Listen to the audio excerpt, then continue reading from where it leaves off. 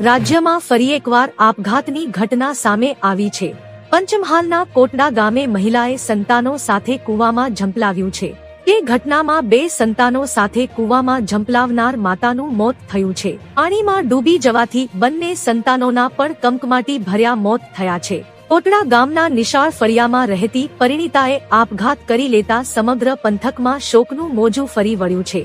ઉલ્લેખનીય છે કે 2 સંતાનો સાથે મહિલાની ગઈકાલ સાંજથી શોધખોળ ચાલી રહી હતી। પોલીસે મૃતદેહોને પોસ્ટમોર્ટમ માટે મોકલી વધુ તપાસ હાથ ધરી છે। આપઘાતની ઘટનાના પગલે પોલીસે તપાસ હાથ ધરી છે। જો કે હજુ સુધી કોઈ ચોક્કસ કારણ જાણવા મળ્યું નથી। જો કે ઘટનાના પગલે સમગ્ર પંથકમાં ગમગીન છવાઈ જવા પામી છે। બંને બાળકો સાથે માતાએ કૂવામાં મોતની છલાંગ પાછળનું કારણ શોધાવા પોલીસે તપાસ તેજ કરી છે।